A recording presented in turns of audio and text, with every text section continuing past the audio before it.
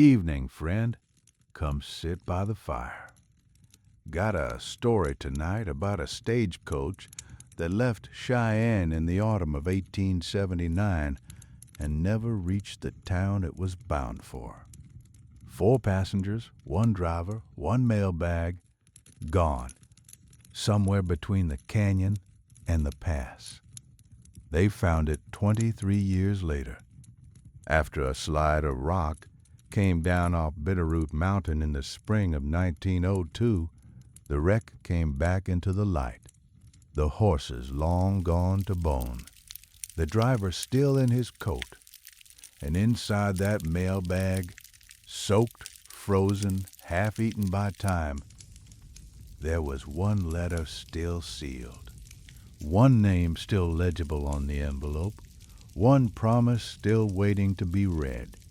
Pour yourself something warm, settle in, and let me tell you about the stagecoach that vanished in '79, and the letter that finally reached the woman it was meant for, 23 years too late. Welcome to Western Sleep Story, where the Old West carries you to sleep. Every week I sit by this fire and tell a new tale, slow, calm, with nothing but the crackle of the flame and a story worth drifting off to. If you're new here, you're welcome to stay as long as you like. And if these stories help you rest, that little subscribe button means you'll never have to look for the fire again. It'll be right here, waiting. Now, let me take you back to a town called Silver Bend in the autumn of 1879, where a young woman named Hannah Whitlock was waiting for a man to come home. Silver Bend was a small town then, maybe 400 souls, set in a cup of land between 2 ridges of the Wyoming mountains, with a creek running cold down the middle of it, and a single road climbing up to the silver mine that gave the place its name.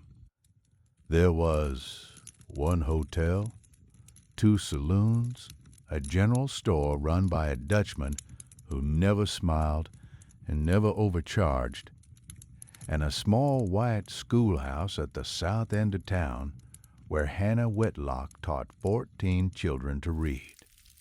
She was 22 years old that autumn, tall, slender, with chestnut hair she wore pinned up in a knot at the back of her head, and a steady kind of patience that the older folks in town said reminded them of her mother. Her mother had died when Hannah was 9. Her father, a quiet gentleman named Asa Whitlock, had raised her alone, taught her her letters, and put her on the road that led to that schoolhouse. He died, too, the year before this story starts. Pneumonia. Quick and quiet the way he'd lived. So Hannah Whitlock was alone in the small house her father had built, with the schoolhouse to walk to in the mornings and the long evenings to fill any way she could. She filled them with books mostly, sewing, letters to a young man named Adam Crane. Adam Crane was 24. He'd come up to Silver Bend the year before, fresh out of an engineering school back east, hired by the mining company to survey new tunnels and write reports the foreman could read out loud to the men. He was tall, with a quiet steadiness about him, and dark hair that wouldn't lie flat no matter what he did to it. He read more books than anyone Hannah had ever met. He laughed in a slow, considered way, like he was thinking about each laugh before he gave it. They'd met at the schoolhouse. He'd come to fix a draft in the back wall. He'd ended up staying for an hour, looking at her books, asking what she was reading. He'd come back the next week with a book of his own, a copy of a Tennyson volume he thought she might like. And after that, they'd seen each other every Sunday afternoon for 9 months. He wasn't a forward man. He never made promises he couldn't keep, and he never said anything just to fill the air. He brought her things he thought she would like. A pressed wildflower from a meadow he'd surveyed, a small piece of quartz from a tunnel up at the mine, a little cloth-bound notebook he'd ordered from a stationer in Denver because he knew she liked to write down passages from her reading. He listened more than he talked. When he did talk, he talked about books, and about the country he'd ridden through coming west, and about his mother, who'd raised him alone in Pennsylvania after his father had died young. He had a way of saying Hannah's name, Hannah, with a kind of careful weight to it, like he was holding something that the older folks in town said you could hear from across the room. In June of 1879, on a bench outside the schoolhouse, with the wildflowers up to their knees and the silver mine humming quietly on the ridge above them, Adam Crane had asked Hannah Whitlock to marry him, and Hannah had said yes. The wedding was set for Christmas Eve. They had time, they thought. They had all the time in the world. In September, Adam was sent east to Cheyenne for a meeting with the company's owners, some matter of survey rights, and a new shaft. He was supposed to be gone 4 weeks. He left on a Tuesday morning with his good coat and a leather satchel full of papers, and he kissed Hannah on the steps of the schoolhouse where he'd first laid eyes on her. "I'll be back before the snow flies," he said. He wrote her every week he was gone. Long letters, careful and warm, full of what he'd seen and what he was thinking. And at the bottom of every one, the same sentence: "Yours before the snow flies, Adam." The last letter she got from him was dated October the 18th. He wrote that the meetings had run longer than expected, but he was finally on his way home. He'd booked passage on the Cheyenne to Silver Bend stagecoach, leaving on the 23rd. Should be in Silver Bend by the 28th, weather permitting. He couldn't wait, he wrote. He'd missed her every day. "Yours before the snow flies." She read that letter 4 times the day it came. She set it on the kitchen table next to the lamp, and she sat there with her tea going cold, and she counted out the days on her fingers until the 28th. The first snow came on October the 24th, a small dusting. Pretty. The children at the schoolhouse pressed their noses to the glass and laughed. Hannah laughed with them, but inside her chest something tightened. Before the snow flies. She told herself it was nothing. He was already on the road. He'd be here in 4 days. The second snow came on the 25th, and the third on the 26th, and by the 27th, the pass at Bitterroot was reported closed. Hannah went down to the stage office on the morning of the 28th. The clerk was a kind man named Mr. Halsey, who had known her father. He looked at her with eyes that already understood what she was about to ask, and he hated himself for what he had to tell her. The stagecoach from Cheyenne, he said, had left on schedule 5 days ago. It should have come through Bitterroot Pass on the 26th. It had not arrived. There had been a heavy storm in the high country. They were sending riders up at first light to look for it. Hannah Whitlock stood very still in the stage office for a long moment. Then she said, "Thank you, Mr. Halsey," and she walked out into the cold. And she walked all the way to the schoolhouse, and she taught her lessons that day with her hands shaking under the desk. The riders went up, the riders came back. They had found nothing. The snow kept falling. The search lasted 3 weeks. Men from Silver Bend and men from Cheyenne and men from the smaller settlements in between rode the pass and the canyons on either side of it, calling, looking, marking the trees. They found a broken wheel rim half a mile off the main road. They found one of the horses frozen in a drift, still in its harness. They found the driver's hat. They never found the coach itself, or the 4 passengers, or the mailbag. By the middle of November, the pass was buried so deep that no man or horse could ride it. The search was called off until spring. Folks said the coach had gone over the side of the canyon. The snow had taken it. The mountain had it now. Hannah Whitlock went home that night and sat at her kitchen table with the lamp lit, and she opened the drawer where she kept Adam's letters. She read them all in order, from the first to the last. She read until the lamp burned low and her tea went cold a second time. And when she finished the last letter, the one that ended yours, before the snow flies, she folded it back into its envelope, and she put them all back in the drawer, and she shut the drawer, and she went to bed. She did not weep that night. She didn't weep the next morning either, or the morning after. The weeping came later, in pieces, over years. That first winter, what she felt was something quieter and harder. It was the cold understanding that the world had taken him and the world was not going to give him back. In the spring, the search resumed.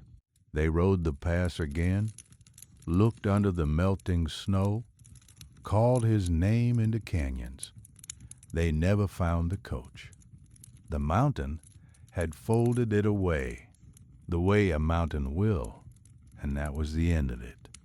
In July of 1880, the town of Silver Bend held a memorial service for the 4 passengers and the driver of the lost Cheyenne coach. The little white church was full.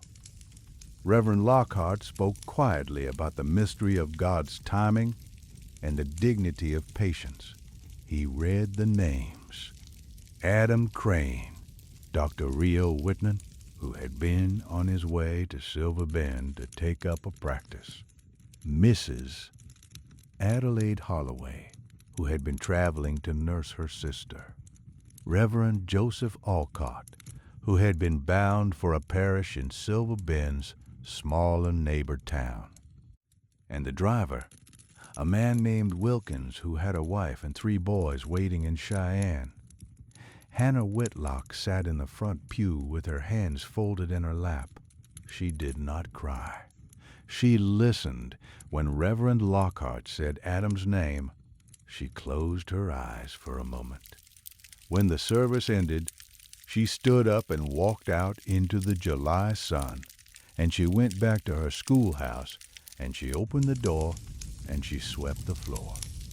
Life, the older folks in town used to say, has a way of making you keep walking when you don't want to. She kept walking. She went on teaching at the little white schoolhouse. The children grew up and brought their own children to her. And after a while, she was teaching the children of children she'd taught when she first started. She lived alone in her father's small house in the back room that had been her parents' bedroom, with the same iron bedstead and the same braided rag rug her mother had made. She kept a garden, not a large one, but a careful one, with rows of beans and onions and a corner for tomatoes and a small bed of yellow roses near the kitchen door that her father had planted the year she was born. She read a great deal. She subscribed to 2 newspapers and 3 literary magazines, and she kept up correspondences with a woman in Boston who'd been a friend of her mother's, and a young schoolmistress in Denver who wrote her every month asking for advice about teaching. In the winters, She kept a small fire going in her front room from October to April. She baked a pie every Friday afternoon. Apple in the fall, dried peach in the winter, rhubarb when it came up in the spring, and she carried half of it down to the Halsey family, who'd been kind to her father and were kind to her now.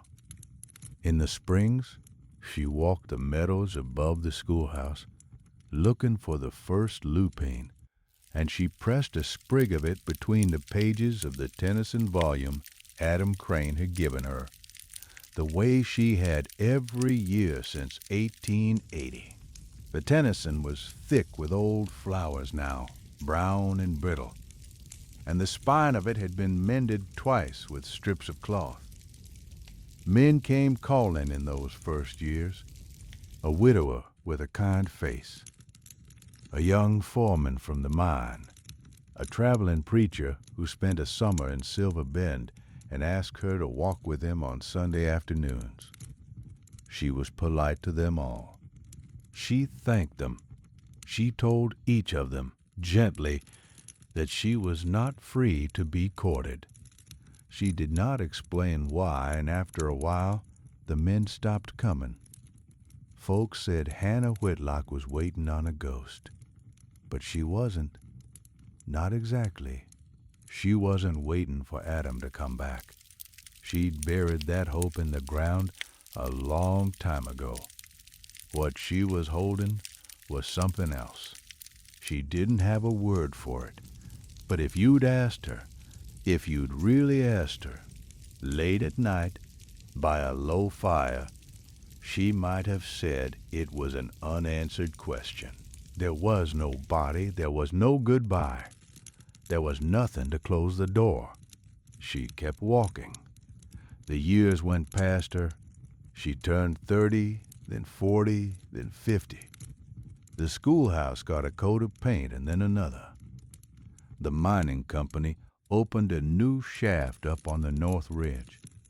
A railroad came to within 16 miles of Silver Bend, and the stagecoach line stopped running altogether. Folks drove buggies and wagons now, and a few of the wealthier ones had the new thing called a motor car, though Silver Bend's roads were too rough for it most of the year. In 1898, when Hannah was 41, she added a small wing to her father's house and turned it into a private library. She lent books to anyone in town who wanted them. The children called her Miss Whitlock, and they came to her library every Saturday afternoon. And she read to them for an hour by a fire she kept going low, all winter long. She did not call it loneliness. She did not call it anything. She simply lived. But every once in a while, once every few months maybe, she would open the drawer in her kitchen where she'd kept Adam's letters all those years. She'd take the bottom letter out, the last one, the one that said yours before the snow flies, and she would unfold it and read it once, slowly, and then she would fold it back up and put it away. She did not need to. She knew it by heart. But she did it anyway, because there was something that wanted reading, and reading it was the only answer she had. The pass at Bitterroot was a strange place, even by Wyoming standards. It ran high, close to 9,000 feet at the saddle, and the road that crossed it had been cut back in the early 70s by a survey team out of Cheyenne. The road wound through a narrow canyon for about 3 miles and then climbed up the south face of Bitterroot Mountain in a long series of switchbacks, and then crossed the saddle and dropped down into the high meadow on the other side. From the meadow, it was another 15 miles by road to Silver Bend. In the summer, the canyon was a beautiful place. The walls rose 200 feet on either side, gray stone and rust-colored where the iron in the rock had bled through, and a thin creek ran down the middle of it most years, fed by snowmelt from the high country above. The pines came down nearly to the water, and in July and August, the canyon floor was full of wildflowers, Indian paintbrush, and lupine, and a small white flower that the older folks called miner's bell, because it grew in the gravel wash where the prospectors had once panned. A man riding through it in the long light of an August evening could be forgiven for thinking the canyon was a quiet place, and a kind one. But in the winter, the canyon was something else. The trouble with the canyon was that the south wall was unstable. The rock was a kind of crumbling shale that froze and thawed and froze again, and in heavy weather it had a habit of letting go. There had been 3 slides on that road in the 70s that anyone could remember. One of them, in 75, had taken out a wagon train of 8 people and was never properly recovered. Folks who knew the road well rode it carefully. Folks who didn't sometimes paid for the lesson. The Cheyenne stage drivers who knew that road as well as any men alive used to say that Bitterroot Pass had a memory longer than a man's life. Whatever the mountain took, it tended to keep, and whatever it kept dry, and whatever it kept dry, it sometimes, in its own slow time, gave back. The storm of October 1879 was, by every account, one of the worst early season storms anyone in that part of Wyoming could remember. It came in fast off the high country to the north, and it dropped 4 feet of snow on the pass in a single night. Anything caught in the canyon when that storm hit would have had nowhere to go and no time to get there. What folks figured after the search came up empty was that the coach had been hit by a slide, probably late on the night of the 25th or the small hours of the 26th. The coach would have been moving slowly through the canyon, the horses fighting the snow, the driver navigating by lantern. A slide would have come down in seconds. The mountain would have folded over the road, and the coach and all the souls inside it, and the search teams who came up later that month would have ridden right over the spot without ever knowing. That was the theory. There was no proof. The mountain kept its secrets. For 23 years, the wreck of the Cheyenne to Silver Bend coach lay buried under 30 feet of rock and ice on the south wall of Bitterroot Pass. Folks who rode through the canyon, and after the railroad came, fewer and fewer did, sometimes glanced up at the wall and remembered the story. The older ones, the ones who'd known the families, would sometimes touch the brim of their hat as they went past a bend in the road where the coach had probably gone over. Most folks forgot. New people moved into Silver Bend. New tragedies came along, the way they will, and folks made room for them. The names of the 4 passengers and the driver became something you read on a small bronze plaque outside the church, if you happened to look. Hannah Whitlock did not forget, but she did not talk about it either. The drawer in her kitchen stayed shut for months at a time, sometimes a year, and the letters inside it grew yellow and brittle, and the ink faded, and the smell of him, the faint trace of pipe tobacco and pine sap that had been on his hands the day he wrote the last one, that smell went out of the paper around 1885 and never came back. She turned 60 in 1897.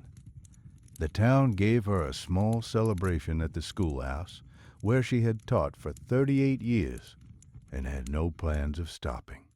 She blew out a candle on a cake the children had made. She thanked everyone. She walked home in the long blue dusk of early summer, and she sat on her porch with a cup of tea and she watched the lamps come on along the main street of Silver Bend. And she thought, with a kind of mild surprise, that she had become an old woman without ever quite noticing it happen. In the spring of 1902, when this story turns again, Hannah Whitlock was 64. She still walked to the schoolhouse every morning. Though they'd hired a younger woman to take the youngest grades, and Hannah taught only the older children now, the ones who could already read. She still kept her library.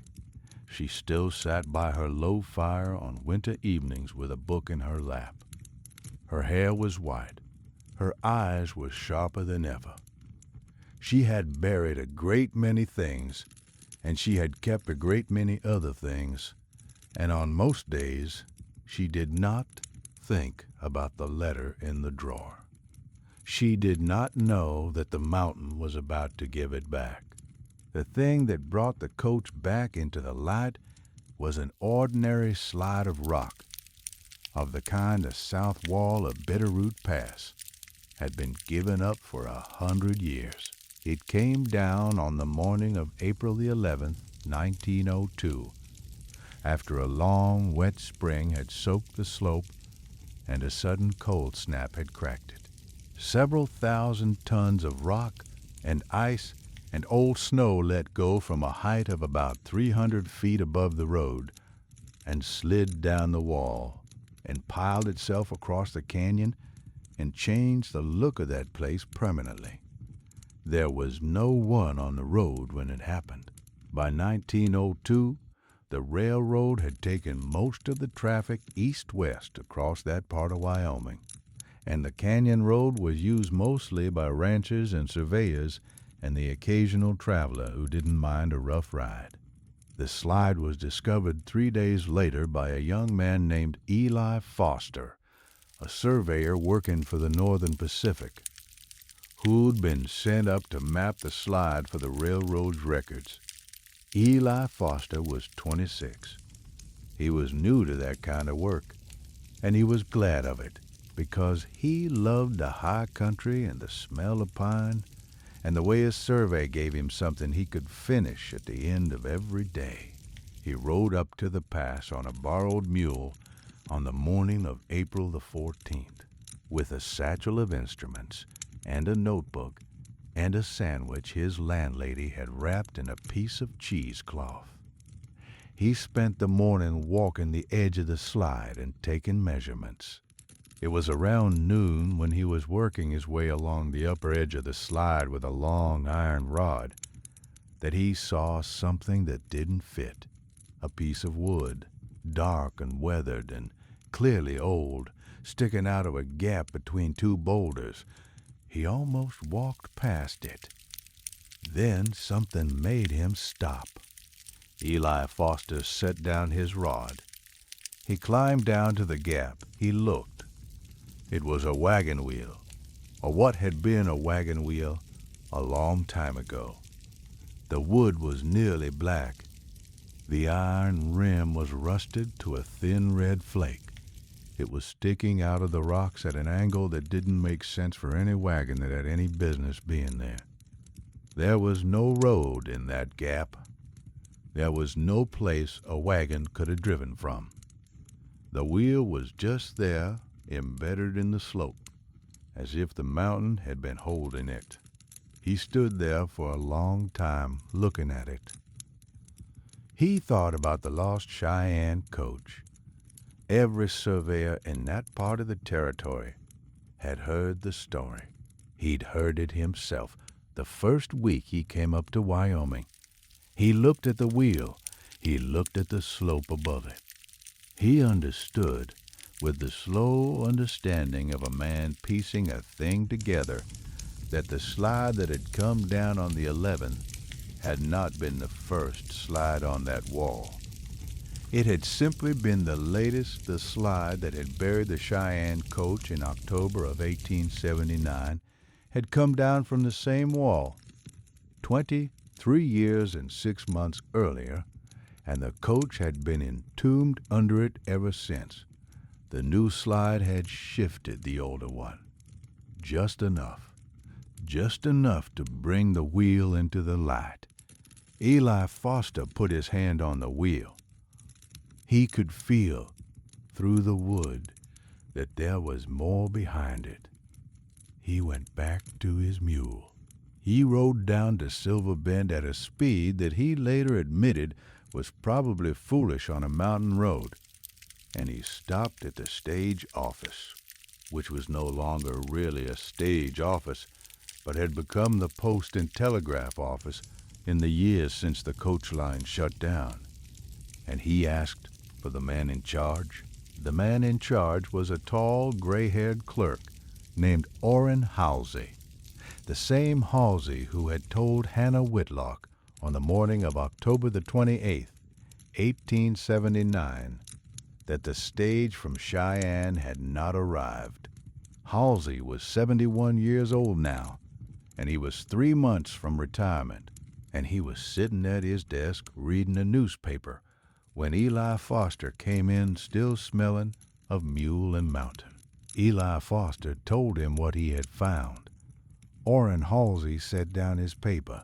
He stood up. He went to the cabinet in the back of the office where he kept the records, and he opened the drawer marked 1879, and he took out a folder he had not opened in 22 years. He set it on the desk.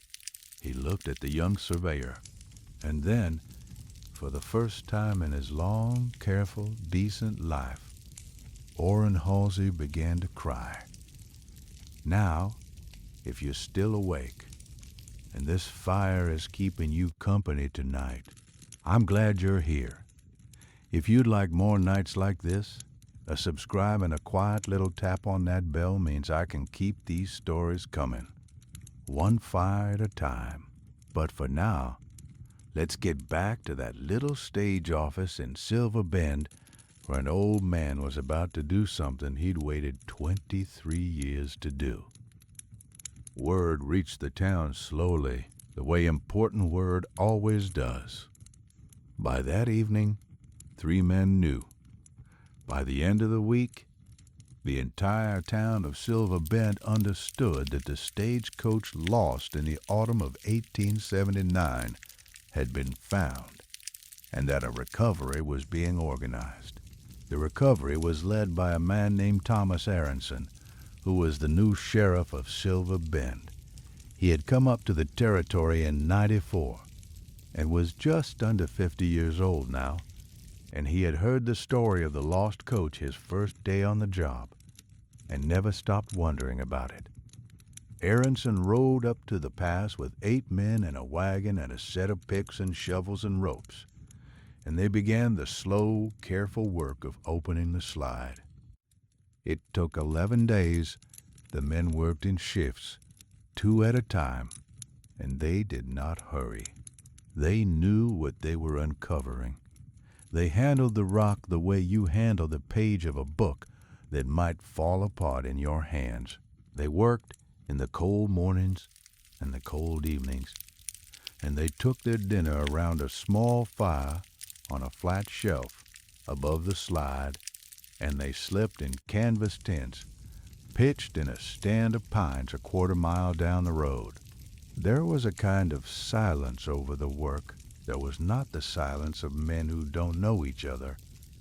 It was the silence of men who do, and who understand that the thing they are doing is older and larger than any of them, and deserves their patience. Sheriff Aronson kept the camp. He cooked the suppers himself most nights, bacon and beans and dark coffee, and he wrote in a small notebook each evening recording what they had found that day, and what they had not, and what they thought they would find next. He was a careful man. He knew that the families of the lost, the Cranes back east, the Whitman cousins in Denver, the small congregation in Cheyenne that had been Reverend Olcott's, the widow Wilkins, who had raised her 3 boys alone after the autumn of '79, would want to know, in the years to come, exactly how their dead had been recovered, He meant to be able to tell them. On the third day, they reached the side of the coach. The wood was soft and dark, but the iron fittings were still there. The shape of it was unmistakable. On the sixth day, they opened the door. The leather of the seats had rotted long ago. The cushions were gone, but what was inside mostly was preserved by the cold and the weight and the dry mountain air. The 4 passengers had gone to bone. The clothes they'd been wearing were stiff and brittle, but identifiable. A doctor's coat, a preacher's collar, a black wool dress with a small silver brooch still pinned at the throat, a young man's leather satchel, full of papers gone soft as cloth. On the 7th day, they brought out the driver. He was still in his seat, his coat closed around him, his hat fallen off into his lap. The reins of the horses lay across his knees.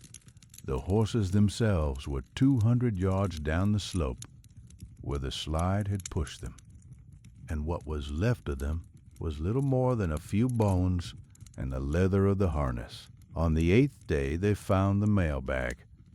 It was inside the coach, on the floor, under the bench where the 4 passengers had been sitting.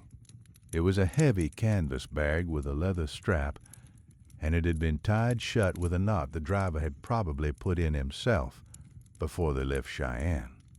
The bag was wet through, and the canvas had begun to rot, but inside, packed tight, layered, pressed against itself, were the letters, about 60 of them. Some of them had melted into one another over the years. Some had gone to pulp. Most of them were unreadable, but near the bottom of the bag, in a place that had stayed almost dry, protected by the layers above it and by an oilcloth pouch that one of the passengers had wrapped around his own personal mail, there was a small bundle of letters that had survived, 6 letters in all. 5 of them were addressed to people who were long dead.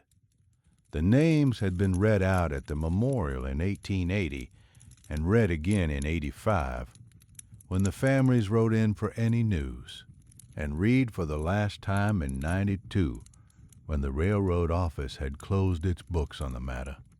The 6th letter was addressed to Miss Hannah Whitlock, in care of the Silver Bend Post Office, in a young man's handwriting, in dark ink that had not faded.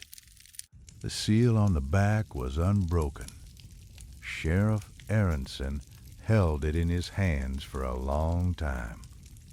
He was kneeling in the snow beside the open coach, and the men around him had gone quiet, and the wind was moving softly in the pines above the canyon. He had not known her well. He had known of her. Every man who had been in Silver Bend longer than a year knew of Hannah Whitlock, but he had not known what to do, and now he did. He wrapped the letter carefully in a clean handkerchief, and he put it in the inner pocket of his coat, and he closed his coat, and he stood up. "That's enough for today," he said. The men nodded. They covered the coach. They rode down the mountain. That evening, Sheriff Aronson did not go straight to Hannah Whitlock. He went to Orrin Halsey first. Halsey had been retired now for a month, but he still came down to the post office most mornings to sit with the new clerk and drink coffee. And he was at the post office when Aronson arrived. The 2 men sat in the back room with the door shut. Aronson took the letter out of his coat. He set it on the desk between them. Orrin Halsey looked at the letter for a long time. He did not touch it. He read the name on the front, and he read the handwriting, and he closed his eyes. "What do we do?" Aronson said. "You go to her," Halsey said, "tomorrow, before noon, and you tell her what you found, and you give her this, and you let her decide what to do with it. Should one of us go with her, Should you? Halsey shook his head. No. She'll want to be alone with it. I know her enough to know that. She's waited a long time, son. The last thing she needs is somebody breathing over her shoulder while she opens it. Aronson nodded. He put the letter back in his coat. He stood to leave.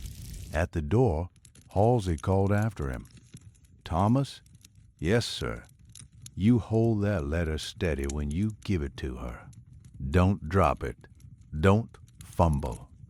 She's going to remember tomorrow morning every day for whatever's left of her life. Make it as easy on her as you can. Yes, sir. The next morning was a Saturday. The sky over Silver Bend was clear and pale blue, with the last of the spring chill in the air, and the schoolhouse was closed for the weekend.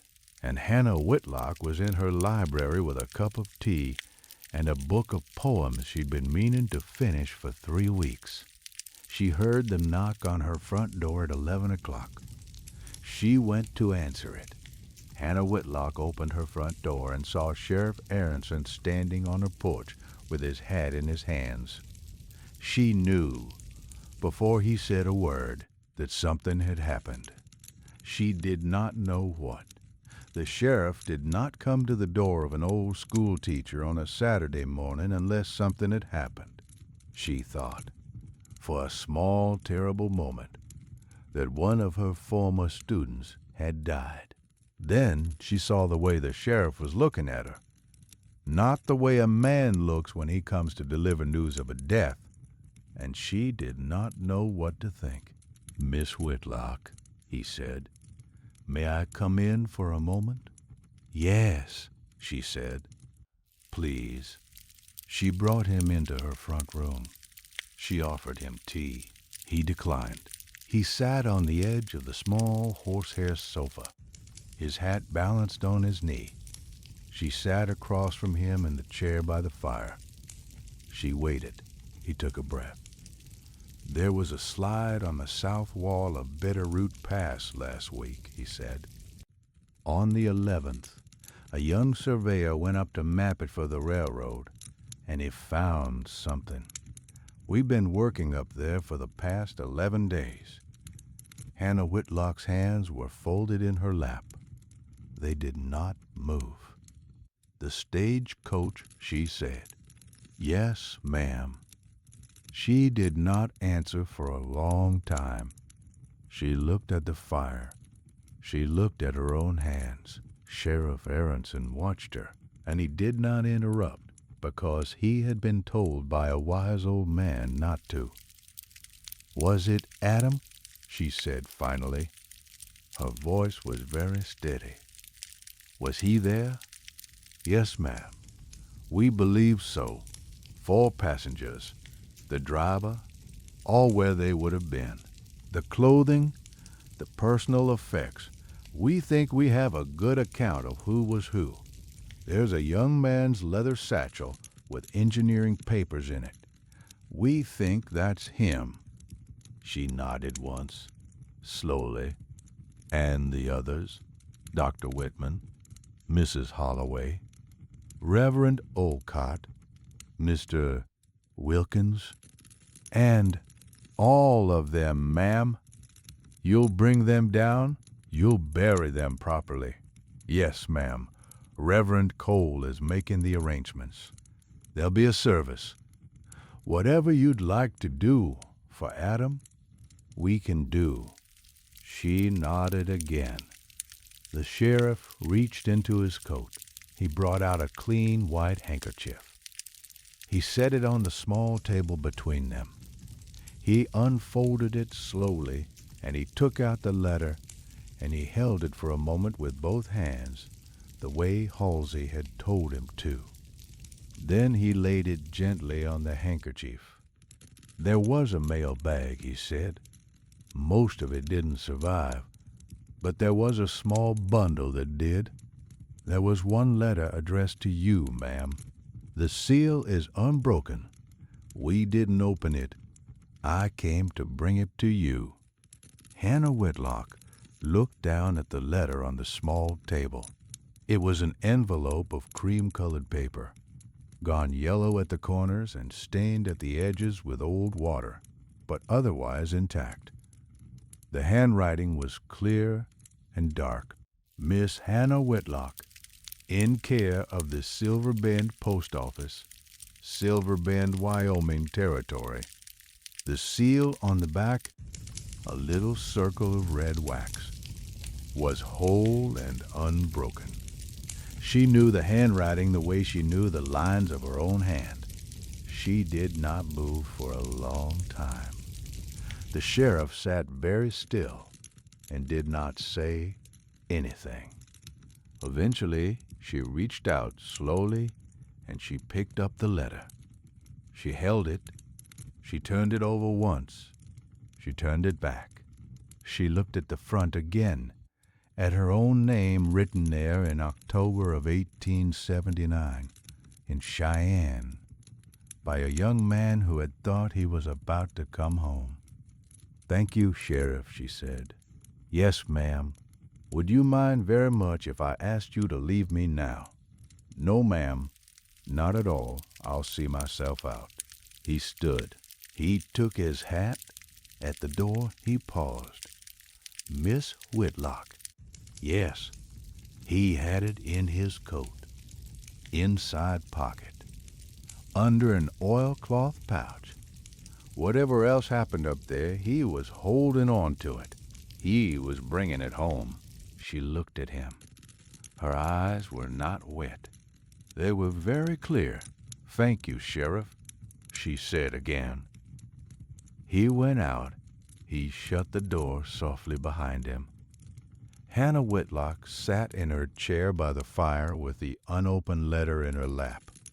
She did not open it right away. She sat with it for almost an hour. She watched the fire burn down, and she put another small piece of wood on it, and she watched it burn back up. She thought about the autumn of 1879. She thought about the way Adam Crane's hands had looked the morning he had left, with the cuffs of his good coat folded neatly back. She thought about the bench outside the schoolhouse where he had asked her to marry him. She thought about every Sunday afternoon for 9 months. She thought about 43 years. She thought about how a person can be missing from your life and present in it at the same time. She thought about how a question can hold its shape for 2 decades, the way a stone holds its shape, and how you can carry it without ever quite remembering what the question was. She thought about how the mountain had kept this letter for her dry and whole, and how it had sent it back to her now, in her 65th year, when she had long ago decided that there were no more answers coming. She thought for a moment about not opening it at all, about leaving it sealed, about letting the question stay a question. But she had been a teacher of children for 43 years, and she had taught all of them in one way or another that the brave thing was usually the harder thing, and what was sealed in her hand had been written by a young man who had loved her, and it was the last thing in the world that he had wanted to say to her, and she did not have the right to leave it unsaid. She broke the seal. She read.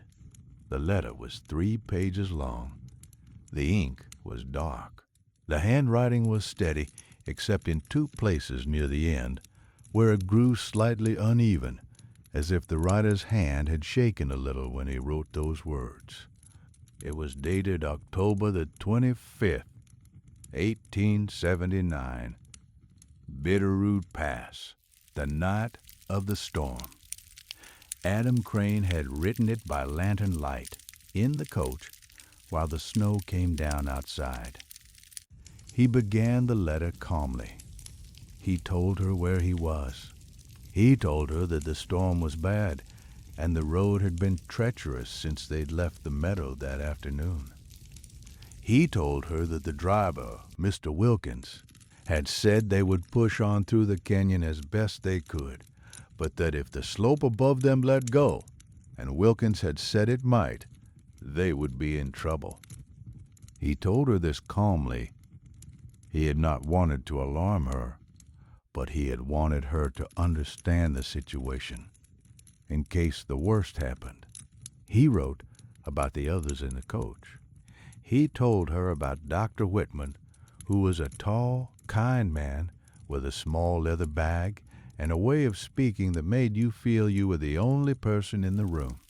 He told her about Mrs. Holloway, who had shown him a tintype of her sister and had been telling him stories of her own girlhood for the better part of 2 days. He told her about Reverend Olcott, who was younger than the rest of them and a little nervous about the new parish, and who had been reading aloud from a small book of Psalms when the storm had first come on. He told her these things, he said, because he wanted her to know who he was with, and so that, if it came to it, she would understand they had been 4 good souls, and that the going, whatever it came to, had not been a lonely going. He told her that he loved her. He told her this in plain words, the way he always did. He told her that his time with her had been the best year of his life, and that the bench outside the schoolhouse, where the wildflowers had been up to their knees in June, was the place he was thinking of now, and that he would think of it whatever happened next. Then he told her the hardest thing. If this letter ever reached her, he wrote, it would mean he had not made it through the pass. It would mean she was reading it after he was gone. He had thought about this carefully. He had thought about what he wanted her to know. And what he wanted her to know was this. Don't wait for me, Hannah. I'm not going to come home. If this letter finds you, the mountain has me, and you must let me go. Live, Hannah. Live a good life. Marry a good man if one comes. Have children if you can. Teach your school. Read your books. Sit on the bench outside the schoolhouse in the summers and remember me sometimes. But do not stop your life for me. I do not want that. I never wanted that. Whatever years you have, you must live them all the way. I have loved you since the first hour I knew you. I will love you in whatever comes next. But you must promise me to live. He signed the letter the way he had signed every letter he had ever written her. Yours, before the snow flies, Adam. There was a small line at the very bottom of the 3rd page, written in handwriting that was a little less steady than the rest. If you can, bury this with me, or keep it. Either way, know that I went into the snow with your name on my lips and your name in my pocket, and I was not afraid. Hannah Whitlock read the letter twice. Then she folded it up very carefully, and she put it back in its envelope. She set it on the small table beside her chair. She got up and went to the kitchen, and she put the kettle on. She stood at the kitchen window while the kettle heated, and she watched a robin in her garden pulling at a worm in the dirt. And she thought about a young man writing a letter by lantern light in a coach in a canyon while the mountain came down. She made her tea. She brought it back to the front room. She sat down by the fire with the letter on the table beside her. She drank her tea. She did not weep until she had finished her tea and set the cup down. Then she wept quietly and steadily for a long time into a handkerchief she pulled from her sleeve. She wept the way a person weeps when something that has been held for a very long time is finally allowed to set itself down. She wept for Adam Crane. She wept for the young woman she had been in 1879, who had stood in the stage office on the morning of the 28th and heard the news and gone on to teach her lessons that day with her hands shaking under the desk. She wept for 43 years of Sunday afternoons that had gone past without him. She wept for the question that had finally been answered. When she was done, she washed her face. She put the kettle on again. She made another cup of tea. She picked up the letter and read it one more time. Then she sat for a long while watching the fire. The thing he had asked her to do, to live, she had done. She had not done it the way he might have hoped. She had not married. She had not had children of her own. But she had taught 2 generations of children at the little white schoolhouse. And she had built her library. And she had read every book she'd ever wanted to read. And she had walked the same long, quiet road every day. And she had been kind to the people who came to her door. And she had lived. She understood now in a way she had not understood before that what he had asked of her had been simple. And she had done it, imperfectly, as a person does. But she had done it. She had not failed him. That was the thing. She had not failed him. She sat with that knowledge for a long time by the fire, with the letter in her lap. What Hannah Whitlock did with the letter is the kind of thing that sleeps in the heart of a small Wyoming town for a long time and gets told late at night by a low fire, and is one of the reasons folks who came up through Silver Bend in those years never forgot the place. She kept the letter for 1 week. She read it each evening by the fire, slowly. She did not weep again after that first time, though sometimes her eyes would shine a little when she put it down. She told no one in town what was in it. On the morning of the funeral, a Tuesday, the week after the recovery, she walked to the little white church in Silver Bend with the letter folded inside the front of her dress, against her heart, where Adam Crane had kept it on the night the snow came down. The church was full. Folks had come from the other settlements, from Cheyenne, from as far as Laramie. Reverend Cole spoke quietly about the long patience of the dead and the long mercy of the mountain. He read the names, the same 5 names that had been read in 1880, 22 years before.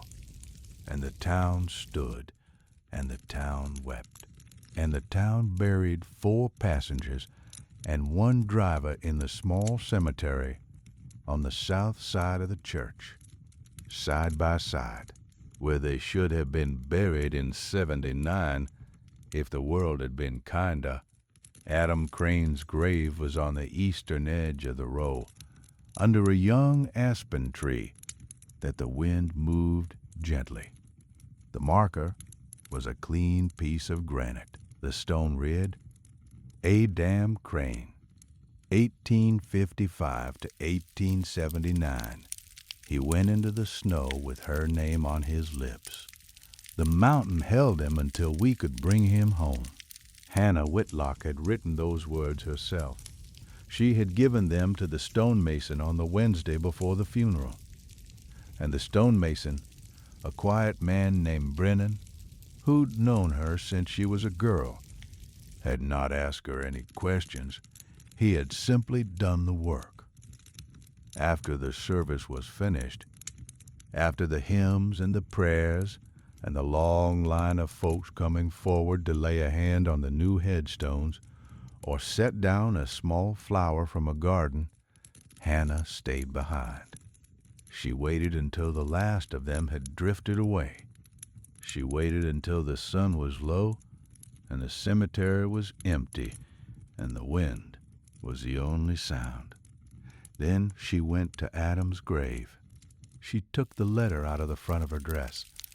She held it for a long moment with both hands the way the sheriff had held it when he brought it to her. Then she opened the small leather pouch she'd brought with her, and she put the letter inside, and she sealed it. She had asked Brennan to leave the small space at the foot of the headstone open. He had laid the stones loose. She lifted them aside, one by one. She set the leather pouch down in the small hollow she'd had him make. She covered it with the loose stones. She patted the earth flat with her hand. She sat back on her heels. She spoke to him then. She spoke quietly, the way you speak to someone who is sleeping. She told him she had read the letter. She told him she had lived. She told him she had taught the children of his old foreman and the children of the men who'd come up from Cheyenne to look for him, and that she had built a library, and that she had been all right. She told him she had not married, but that this was not because she had been waiting. It was because the door he had opened in her, no other man had ever quite been able to walk through. She told him that this was nobody's fault. She told him she had been happy. She told him she had loved him every year of those 43 years. She told him she would love him in whatever came next, the same way he had said it. She told him to rest. She put her hand on the grass over the place where she had buried the letter. She sat for a long while. The light went golden, and then dim, and then blue. She got up. She brushed the dirt from her knees. She stood looking at the stone for one more minute. Then she walked home. She lived for 9 more years. She kept teaching until the spring of 1908, when her health began to slow her down and she retired at the age of 70. She kept her library to the end. She wrote a great many letters in those last years, to former students who had moved away, to the woman in Boston, to a young teacher in Idaho who had taken to writing her every month. She read every book she'd been saving.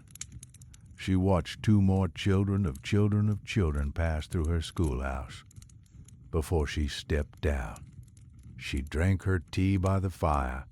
She slept well most nights. She died in the autumn of 1911, peacefully, in her own bed, with her white hair in a knot at the nape of her neck the way she had always worn it. Her oldest former student, a woman of 61 who had been 7 when Hannah first taught her, sat by her bed in the last hour and held her hand, and said later that Hannah had smiled once near the very end and had whispered something so soft she could not be sure of the words. But she thought she could not say for certain that what Hannah had whispered was, "Yours, before the snow flies." She was buried in the cemetery on the south side of the little white church, beside Adam Crane, under the same aspen tree. The town had asked her some years before what she wanted on her stone. She had said only, "My name, the years, and she lived." That is what the stonemason carved.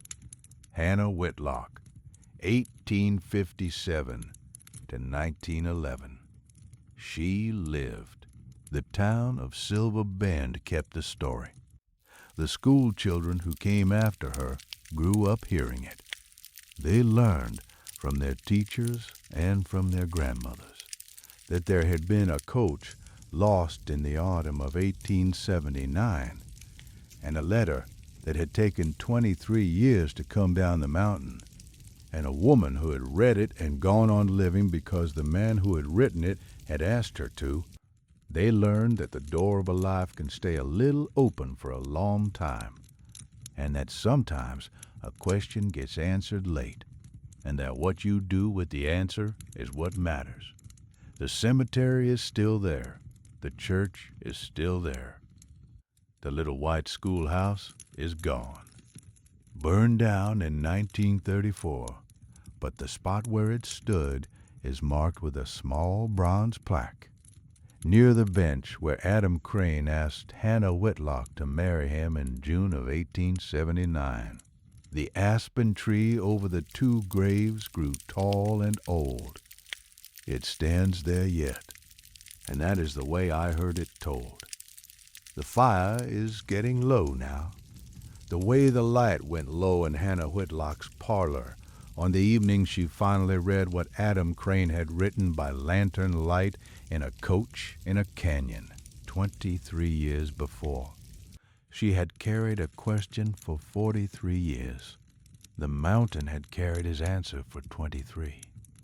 And on a Saturday morning in April of 1902, a sheriff with his hat in his hands brought the two of them together, and a woman who had been waiting without knowing what she was waiting for finally got to set the question down. Folks who tell this story say a lot of different things about what it means. Some say it's a story about patience. Some say it's a story about the kindness of the mountain. Some say it's a story about how a young man in a snowstorm can love a woman so well that 23 years later, his words can still tell her how to live. The way I heard it, it's all of those things and one more besides. It's a story about a sealed letter being more honest than most of us manage to be in our living, breathing years. About a man who knew what he had to say and said it. About a woman who heard him finally and did the harder work of staying. You rest easy tonight, friend, and if this story gave you a quiet place to land, I'd be grateful if you'd share it with someone who could use a peaceful night.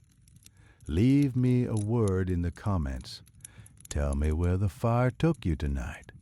I read every one. I will be right here next time you need a story. The fire will be burning, same as always. Good night.